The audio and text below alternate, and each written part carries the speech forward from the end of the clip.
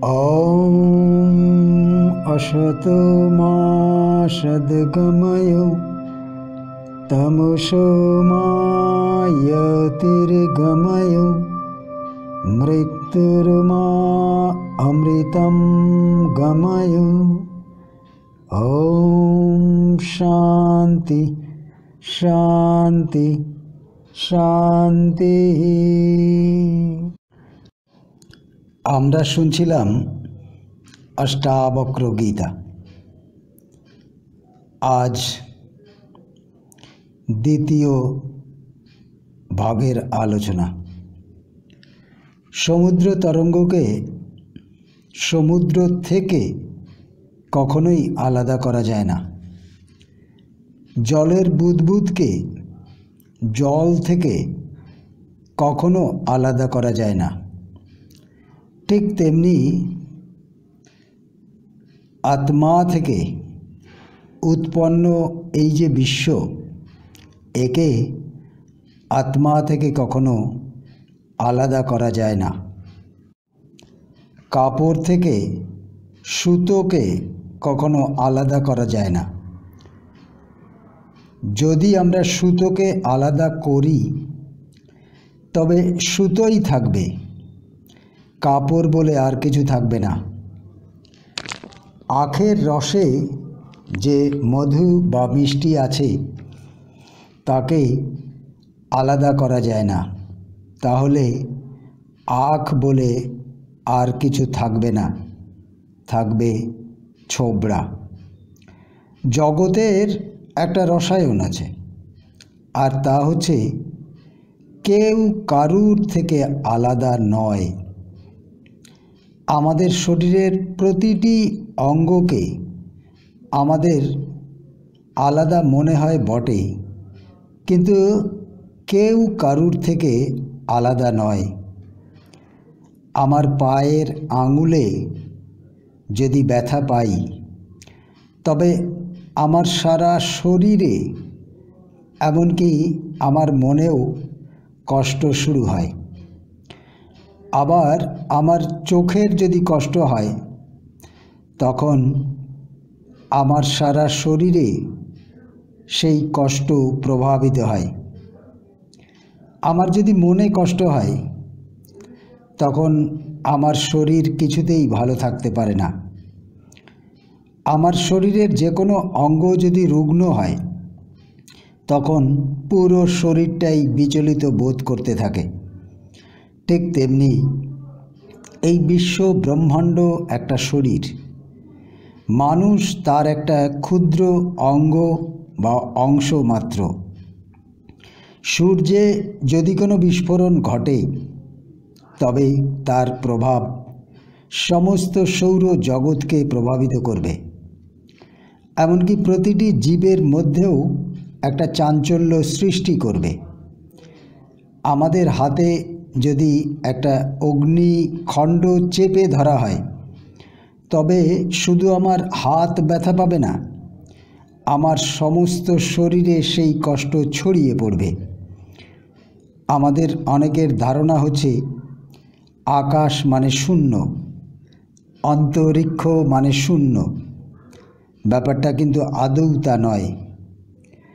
অন্তরিক্ষ সম্পূর্ণ ভরাট হয়ে আছে।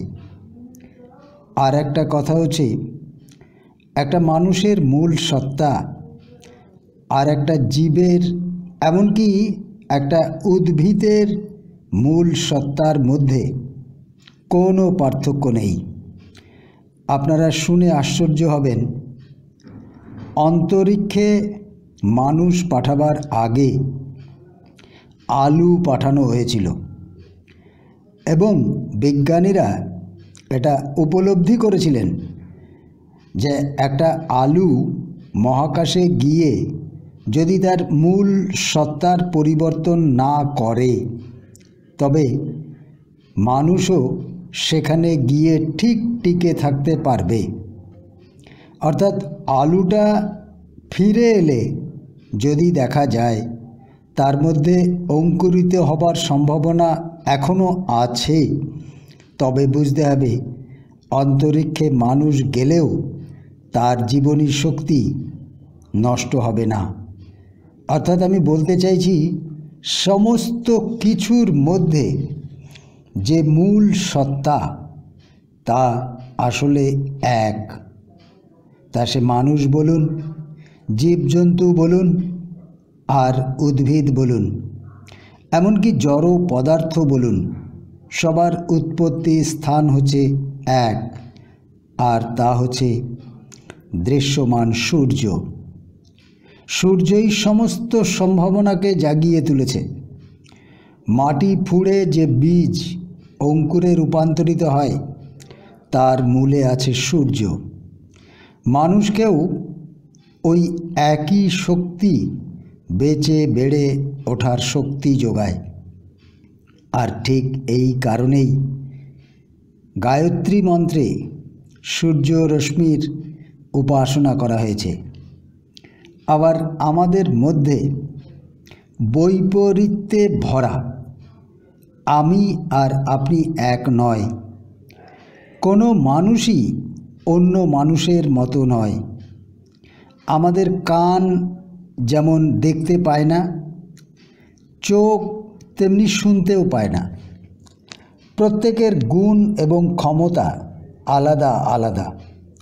এমনকি আমাদের বুড়ো আঙুলের মধ্যে যে ছোট ছোট রেখা আছে, তাও সবার থেকে আলাদা আলাদা। ঠিক তেমনি বিশ্ব ব্রহ্মাণ্ডের প্রত্যেকের গতিপথ আলাদা আলাদা, প্রত্যেকের কাজ বা গুণ আলাদা আলাদা, কিন্তু মূলত সবাই এক। শুধু সবাই এক তাই নয়, সবার কর্ম পূর্ব নির্দিষ্ট। এই পূর্ব নির্দিষ্ট যে গুণ বা কাজ, তাকে আপনি বদলাতে পারবেন না। পৃথিবীর গতিপথকে আপনি পাল্টাতে পারবেন না। সূর্যের গতিপথ আপনি পাল্টাতে পারবেন না। গ্রহ নক্ষত্রের অবস্থান নির্দিষ্ট সময়ে নির্দিষ্ট স্থানেই থাকবে। ঠিক তেমনি মানুষের পেটে কিন্তু মানুষই হবে, পশুর পেটে পশু হবে, আমের আঁটিতে আম গাছই হবে। এটাকে আপনি বদলাতে পারবেন না। আর এগুলো সবই পূর্ব নির্ধারিত। আমি যে আপনাদের সাথে কথা বলছি, জানবেন এটাও পূর্ব নির্ধারিত। আর আজ যাকে আমরা জন্মাতে দেখছি, তার জন্ম আসলে অনেক আগেই হয়ে গেছে। আজ আমি তার প্রকাশ দেখছি মাত্র। প্রকৃত অর্থে আজ আমি যাকে গন্তব্যে পৌঁছতে দেখছি, সে তো অনেক আগেই হাঁটা শুরু করেছিল। আজ যে ফুলটাকে প্রস্ফুটিত হতে দেখছি, সে তো অনেক আগেই পরিণতিতে যাবার জন্য যাত্রা শুরু করেছিল। তো তিনটে জিনিস আমাদের মনে রাখতে হবে। 1 নম্বর, আমরা সবাই মূলত এক। দ্বিতীয়ত, আমরা সবাই বাহ্যত আলাদা। তৃতীয়ত, যা কিছু হচ্ছে বা হবে, সবই পূর্বকৃত কর্মফল এবং নির্দিষ্ট। আমরা তাকিয়ে আছি ভবিষ্যতের দিকে, তাই আমরা গাছ হতে দেখছি, ফুল ফুটতে দেখছি, ফল হতে দেখছি। আর আমরা একের পর এক ভবিষ্যৎ দেখতে পাচ্ছি। সাধন জগতের যাত্রা এর ঠিক উল্টো দিকে। অর্থাৎ আমরা ফল দেখে ফুলের কথা ভাবি, আমরা ফুল দেখে গাছের কথা চিন্তা করি, গাছ দেখে আমরা বীজের কথা চিন্তা করব। অর্থাৎ আমরা সবাই কোথা থেকে এসেছি এটা যদি আমরা ধরতে পারি, এখন আমি কোথায় আছি সেটা যদি আমি বুঝতে পারি, তবেই আমরা ভবিষ্যতে কোথায় যাব সেটাও বুঝতে পারব।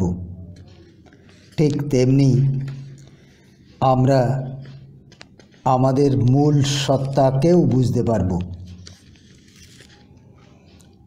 অষ্টাবক্র সংহিতায় রাজা জনক বলছেন, অহৌ নিরঞ্জন শান্তবোধ অহং প্রকৃতে পর এতবন্তম অহং কালং মোহেন এব বিড়ম্বিত। কি আনন্দ!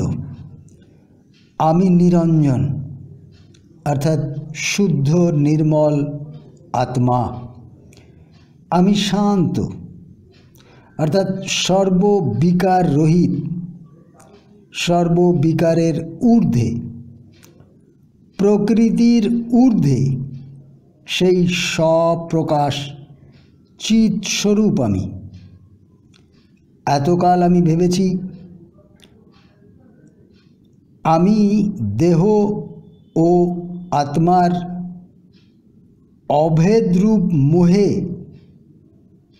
কি বিড়ম্বনাই না ভোগ করছিলাম। আমরা মিথ্যা অহং বোধে ডুবে আছি। দেহ ও আত্মার ভেদ আমরা বুঝি না। আমি এবং আমার দেহ এর মধ্যে পার্থক্য করতে পারি না। প্রতিদিন আমার দেহ পরিবর্তন হচ্ছে, তবু এই দেহকেই আমি আমার স্মৃতির সাহায্যে মনে রাখার চেষ্টা করছি। আর এই ভ্রমেই আমরা আবদ্ধ হয়ে আছি। আর এই কারণেই আমরা সুখ দুঃখ ভোগ করছি। আমরা যতক্ষণ দেহাতীত না হতে পারছি ততক্ষণ আমাদের বিড়ম্বনা চলতেই থাকবে। একমাত্র গুরু প্রদত্ত জ্ঞানই পারে আমাদের এই দেহবোধের ঊর্ধ্বে প্রতিষ্ঠিত করতে। আমরা সবাই ত্রিতাপ দুঃখ অনলে পুড়ে মরছি। এর মধ্যে একটা আমাদের সকৃত কর্মফল, অন্যটি অন্য জীবের দেওয়া দুঃখ, আর সবশেষে প্রকৃতির রোষানলে অসহায় অবস্থা আমাদের। আর এর মধ্যে সবথেকে বেশি কষ্ট পাই আমরা আমাদের সকৃত কর্মের জন্য। আমাদের এই ত্রিতাপ থেকে মুক্তি পেতে হবে। কিন্তু সত্যিই কি এইসব দুঃখ থেকে মুক্তি পাওয়া সম্ভব? মহামুনি অষ্টাবক্র বলছেন সম্ভব, এবং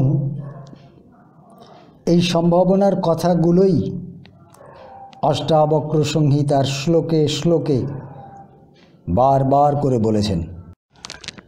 রাজা জনক বলছেন, যথা প্রকাশয়ামি একঃ দেহো মেনং তথা জগৎ এতো মমো জগৎ সর্বম অথবা না চ কিঞ্চন। আমি এই অচেতন জগতের প্রকাশক, আবার আমি স্থূল দেহেরও প্রকাশক। অতএব দৃশ্যত এই দেহাদি সহ সর্বজগৎ আমাতেই অধ্যস্ত হয়ে আছে। আমার দেহ, এই আমার দেহ বলে কিছু নেই, আসলে আমাতেই দেহ। আর জগৎ বলে কিছু নেই, আমাতেই জগৎ। আসলে এটাই ঈশ্বরের সংজ্ঞা। রাজা জনক নিজেকে ঈশ্বর ভাবছেন।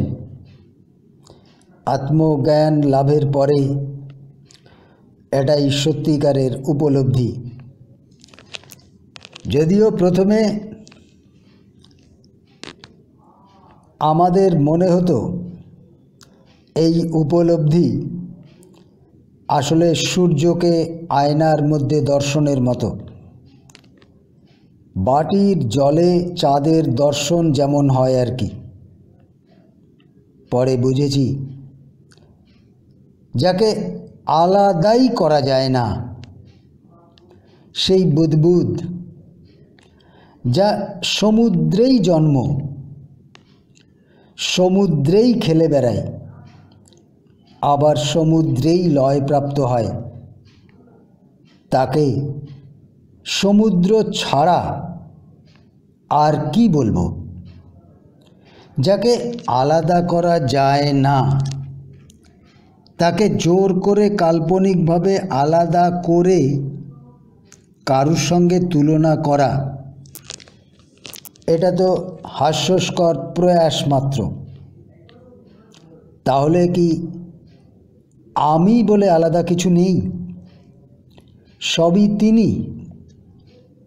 তার সব গুণ ক্ষুদ্রাকারে আমাদের সবার মধ্যে আছে। আমার সব গুণ আবার ওই বৃহৎ আকারে ঈশ্বরের মধ্যে আছে। অতএব আমি ঈশ্বর। সমুদ্রের জল যখন সমুদ্রে থাকে, আর সমুদ্র থেকে জল নিয়ে যখন একটা কলসি ভরাট করা হয়, তখন কলসিটা কি সমুদ্র হয়ে যায়? ঈশ্বরের বিরাটত্ব, বিশালত্ব গুণ তো তখন কলসির জলে পাওয়া যায় না। কিন্তু জলের রাসায়নিক গুণ সমুদ্রের জলের সঙ্গে একই থাকে। অহম তত্ত্বমসি কথাটা কি ভুল? আকাশ যেমন বিশাল, তেমনি সর্বত্র ব্যাপ্ত। আকাশের এই গুণের জন্য ঘটের আকাশও আকাশের সমস্ত গুণ নিয়েই অবস্থান করছে, একমাত্র বিশালত্ব গুণ বাদে। অতএব আমি ঈশ্বর একথা যেমন সত্য, আবার আমি ঈশ্বর নই একথাও সত্য নয়। আসলে ক্ষুদ্রাতি ক্ষুদ্র ঈশ্বরের অংশ আমরা। ঈশ্বরের মধ্যেই আমরা অবস্থান করছি। কেবল এই উপলব্ধির সাময়িক লোপ পাবার ফলেই আমাদের মধ্যে একটা অহংয়ের সৃষ্টি হয়েছে। আবার যখন এই অহংয়ের বিলোপ সাধন হবে, তখন আমরা স্বরূপেই স্থিত হয়ে যাব। সশরীরম অহো বিশ্বং পরিত্যজ্য মায়াধুনা কৌতশ্চিৎ কৌশলাদেব পরমাত্মা বিলোক্যতে।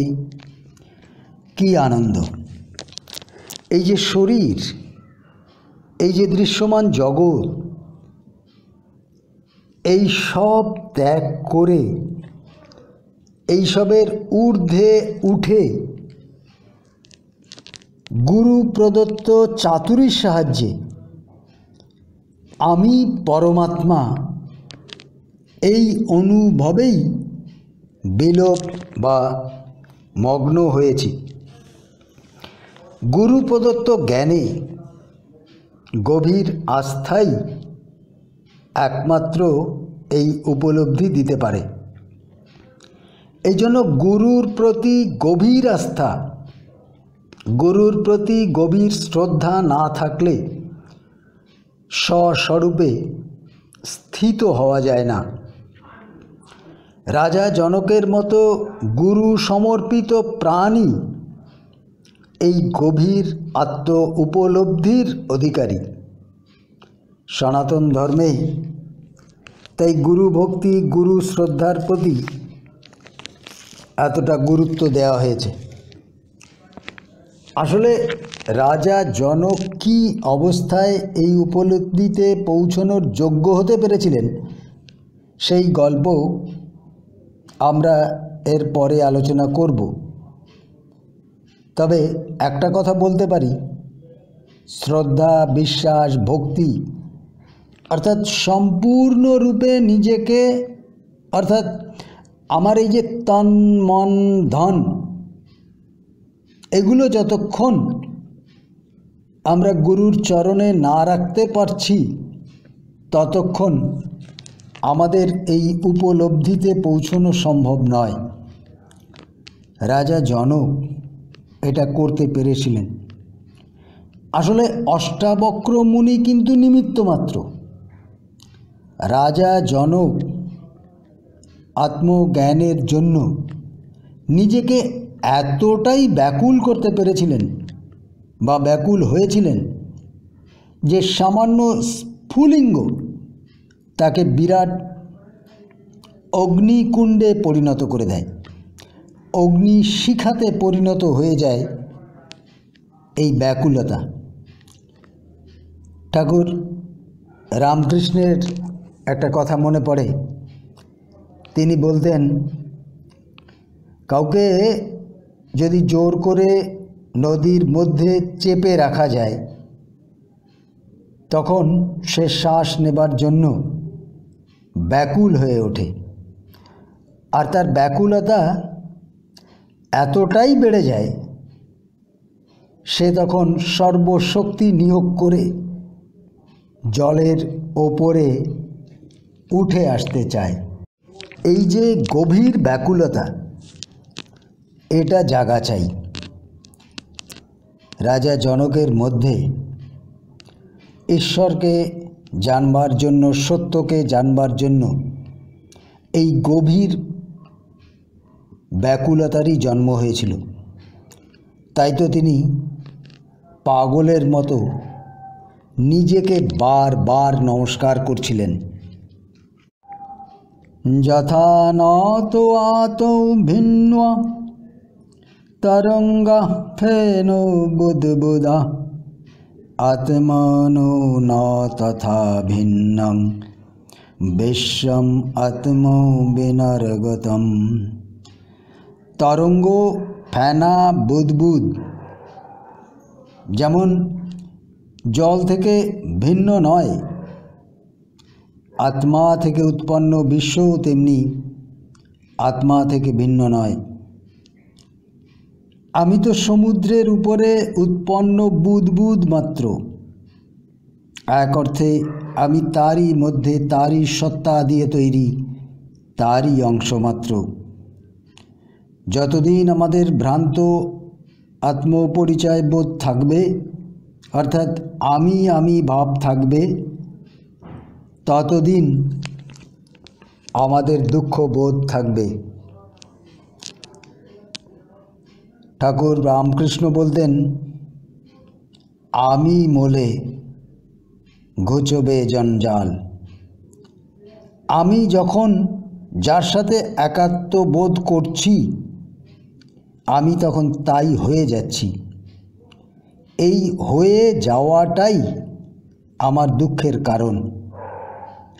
আমি যদি মনে করি আমি সব জানি, আমি বিদ্বান, আমি পণ্ডিত, আমি বুদ্ধিমান, অর্থাৎ আমি যদি নিজেকে প্রকৃতি থেকে আলাদা ভাবি, তবে এই উপলব্ধি হওয়া সম্ভব নয়। অর্থাৎ রাজা জনকের যে উপলব্ধি হয়েছিল তা এই প্রকৃতি বোধে তিনি একাত্ম হয়ে গেছিলেন। তার কাছে অহং বলে কিছু আর ছিল না। তন্তুমাত্র ভবেদেব পটো যদ্বদ বিচারিতঃ আত্মা তন্মাত্রম এমেদং তদ্বদ বিশ্বং বিচারিতম। বিচার করলে দেখা যাবে পট, তন্তু অর্থাৎ কাপড়, সুতো ছাড়া কিছুই নয়। বিচার করলে দেখা যাবে বিশ্ব আত্মা ছাড়া কিছু নয়। আমরা কাপড় দেখেছি, একটু খেয়াল করলে দেখতে পারবেন এই কাপড় আসলে সুতো ছাড়া কিছু নয়। সুতোগুলো যদি কাপড় হয় তবে কাপড় বলে আলাদা কিছু হয় না। আমরা যদি কাপড় থেকে সুতোগুলোকে আলাদা করে ফেলি তবে কাপড় বলে আর কিছু থাকবে না। ঠিক তেমনি আমি, এই আমি যা দিয়ে তৈরি তা যদি আলাদা করে ফেলি তবে আমি বলে আর কিছু থাকবে না। ধরুন আমি এই দেহ, যা আমরা সাধারণত ভেবে থাকি, তো দেহ আমরা সবাই জানি পঞ্চভূতের দ্বারা তৈরি। অর্থাৎ ক্ষিতি, অপ, তেজ, মরুদ, বোম দিয়ে তৈরি এই দেহ।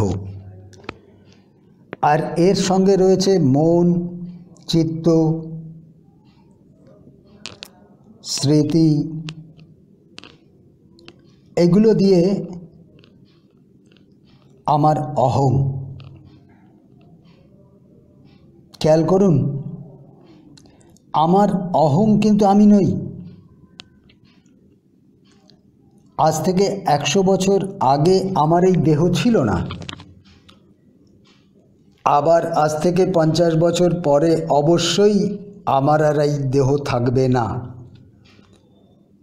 কিন্তু মৃত্যুর পরেও, অর্থাৎ আমার এই স্থূল দেহ নাশের পরেও আমার অহং, যা মন, বুদ্ধি, চিত্ত দিয়ে তৈরি, সেটা কিন্তু থাকবে আরও হাজার হাজার বছর।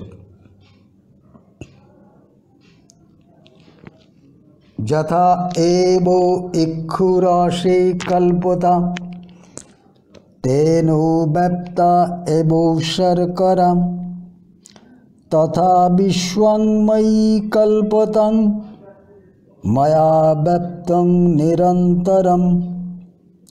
আখের রসে কল্পিত চিনি যেমন মধুর রসের দ্বারা সর্বতোভাবে ব্যাপ্ত হয়ে থাকে, ঠিক তেমনি আমাতে অর্থাৎ আত্মায় কল্পিত বিশ্ব আমার দ্বারা ভেতরে বাইরে সর্বত্র পরিব্যাপ্ত হয়ে রয়েছে।